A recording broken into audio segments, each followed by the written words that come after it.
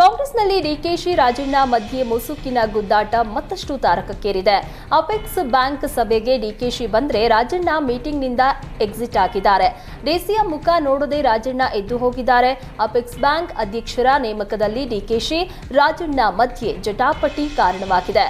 Apex bank ಅಧ್ಯಕ್ಷರಾಗಿ BJP ನಾಯಕ ಬೆಳ್ಳಿ ಪ್ರಕಾಶ್ ಇದ್ದಾರೆ. ಹೀಗಾಗಿ ಅಧ್ಯಕ್ಷರ ಬದಲಾವಣೆ ಮಾಡುವಂತೆ ಸಿಎಂ ಸೂಚನೆ ನೀಡಿದ್ದಾರೆ.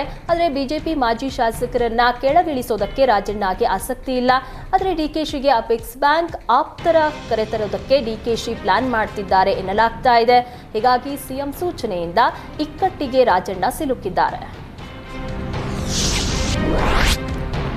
ಕಾಂಗ್ರೆಸ್ನಲ್ಲಿ ಮತ್ತೆ ಮೀಟಿಂಗ್ ಪಾಲಿಟಿಕ್ಸ್ ಜೋರಾಗಿದೆ. ಡಿಕೆಶಿ ಮುಂದಿನ ಸಿಎಂ ಕೂಗು ಮತ್ತೆ ಸಿಎಂ ಬಣ ಆಕ್ಟಿವ್ ಆಗಿದೆ. ತಡರಾತ್ರಿ ಬೆಂಗಳೂರಿನಲ್ಲಿ ಸಚಿವ ಸತೀಶ್ ಜಾರಕಿಹೊಳಿ ನಿವಾಸದಲ್ಲಿ ಮೀಟಿಂಗ್ ಮಾಡಿದ್ದಾರೆ. ಎಸ್ಟಿ ಸಮುದಾಯದ ಶಾಸಕರು ಸಚಿವರಿಂದ ಶಕ್ತಿ ಪ್ರದರ್ಶನಕ್ಕೆ ಮುಂದಾಗಲಾಗಿದೆ. ಅಲ್ಲದೆ ಅಧಿಕಾರ ಹಂಚಿಕೆ ಚರ್ಚೆ ಮಧ್ಯೆ ಮೀಟಿಂಗ್ ಮಹತ್ವ ಪಡೆದುಕೊಂಡಿದೆ. ಡಿಕೆಶಿ ಸಭೆಗೆ ಗೈರಾದ ರಾಜಣ್ಣ ಜಾರಕಿಹೊಳಿ ನಿವಾಸದಲ್ಲಿ ಪ್ರತ್ಯಕ್ಷರಾಗಿದ್ರು.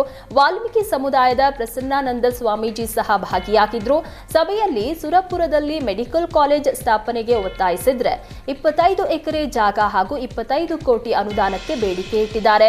ಅಲ್ಲದೆ ಶೀಘ್ರವೇ ಬ್ಯಾಕ್ಲಾಗ್ ಹುದ್ದೆಗಳ ಭರ್ತಿಗೆ ಕ್ರಮ ಆಗಬೇಕು, ಬಿಬಿಎಂಪಿಯಲ್ಲಿ ಎಸ್ಸಿ ಎಸ್ಟಿ ಸಮುದಾಯಕ್ಕೆ ಜಾಗ ನೀಡಬೇಕು ಅಂತ ಮೀಟಿಂಗ್ನಲ್ಲಿ ಚರ್ಚಿಸಿದ್ರು.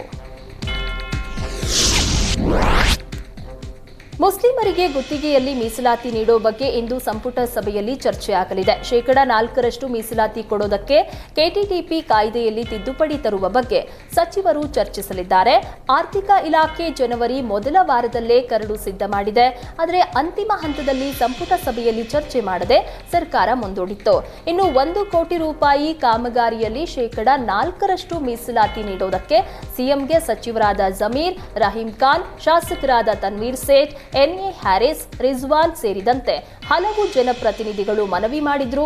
ಈ ಸಂಪುಟ ಸಭೆಯಲ್ಲಿ ಆರ್ಥಿಕ ಇಲಾಖೆ ಪ್ರಸ್ತಾಪ ಮಂಡಿಸಲಿದ್ದು, ಕ್ಯಾಬಿನೆಟ್ನಲ್ಲಿ ಒಪ್ಪಿಗೆ ಸಿಕ್ಕಿದ್ರೆ ವಿಧೇಯಕ ಮಂಡನೆ ಆಗಲಿದೆ.